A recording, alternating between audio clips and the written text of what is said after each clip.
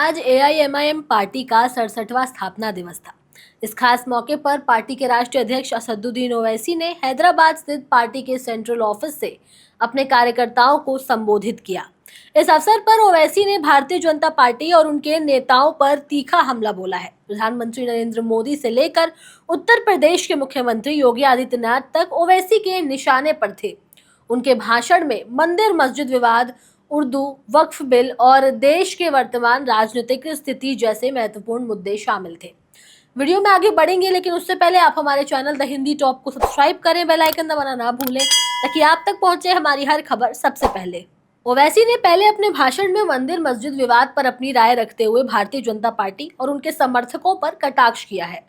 उन्होंने कहा है कि भाजपा और उनके नेता हमेशा से 400 साल पहले की बातों को उठाकर मंदिरों को तोड़े जाने की बात करते हैं, लेकिन क्या ये लोग कभी ये सवाल करते हैं कि शुंग वंश के शासक पुष्यमित्र ने बौद्ध मठों को क्यों तोड़ा था? उन्होंने ये भी सवाल किया कि क्यों इस पर कोई फिल्म नहीं बनाई जाती। ओवैसी ने और कई उदाहरण दिए, जैसे कि चोला वंश, पल्लव राजाओं और चालुक्य काल के दौरान हुए मंदिर तोड़ने के बारे में, और कहा कि इन पर फिल्में बनवाई जानी चाहिए। उन्होंने कहा कि इतिहास को सिर्फ एक पक्ष से नहीं देखा जा सकता है, बल्कि उसे हर रूप से समझना चाहिए। ओवैसी ने यह भी कहा कि मुगलों से उनका कुछ लेना देना नहीं है, क्योंकि मुगलों का कोई मजहब नहीं होता।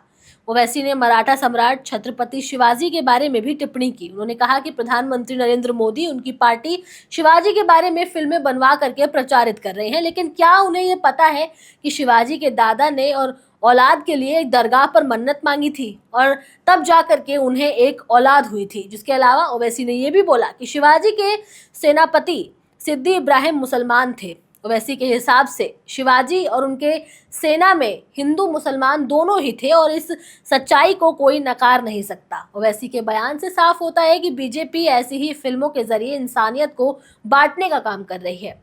और ये बात भी ठीक है कि हर सिक्के के दो पहलू होते हैं। इतिहास से जुड़ी हर फिल्म में मुसलमानों को हिंदुओं का दुश्मन बताया जाता है या फिर विवाद मंदिर मस्जिद का होता है। ऐसी राजनीति से हट करके पार्टी को मुख्य मुद्दों पर काम करने की जरूरत है। ओवैसी ने उत्तर प्रदेश के मुख्यमंत्री योगी आदित्यनाथ पर टिप्पणी भी की और प्रतिक्रियाएं भी दी, जिसमें उन्होंने कहा कि उर्दू पढ़ने से लोग कठमुल्ला बन जाते हैं। ओवैसी ने कहा कि मुख्यमंत्री को उर्दू के बारे में कोई समझ नहीं है और ये पूछा कि अगर वो इतने ही बड़े वैज्ञानिक हैं तो वो अभी तक वैज्ञानिक क्यों नहीं बने। ओवैसी ने कहा कि योगी आदित्यनाथ की पार्टी और उनके लोग स्वतंत्रता संग्राम में कभी शामिल क्यों नहीं हुए थे। इसका उदाहरण देते हुए उन्होंने प्रसिद्ध उर्दू शायर फिराक गोरखपुरी का नाम लिया, जो गोरखपुर में थे और जिन्होंने भारतीय स्वतंत्रता संग्राम में अपनी अहम भूमिका भी निभाई थी। ओवैसी ने फिराक गोरखपुरी का एक प्रसिद्ध शेर भी सुनाया, जिसमें उन्होंने देश की आजादी और उर्दू की अहमियत को बताया। फिल्मों के मुद्दे से हटकर ओवैसी ने आखिर में वक्फ बिल का भी मुद्दा उठाया और भाजपा पर मुसलमानों के खिलाफ नफरत फैलाने का आरोप लगाया और कहा कि मोदी सरकार वक्फ बिल लाकर मुसलमानों के वक्फ संपत्तियों को हड़पने की कोशिश कर रही है। अगर काशी विश्वनाथ में इंडोमेंट बोर्ड्स में मुसलमान सदस्य नहीं हो सकते हैं तो फिर वक्फ में हिंदू सदस्य कैसे हो सकते हैं। उनका कहना था कि अगर भाजपा को वक्फ की चिंता है तो उन्हें पहले अपनी डिग्री दिखानी चाहिए, क्योंकि वक्फ की संपत्ति का मामला न्यायिक दृष्टि से देखना चाहिए, न कि सियासी नजरिए से। ओवैसी ने उन फिल्म निर्माताओं की भी काफी आलोचना की है जो धर्म और समुदाय को आपस में बांटने वाली फिल्में बनाते हैं। उनका कहना है कि ये फिल्में समाज में नफरत फैलाती हैं और हिंदू मुसलमानों के बीच फूट डालती हैं। ऐसे फिल्मों से केवल एक समुदाय को ही नहीं बल्कि पूरे देश को नुकसान हो सकता है।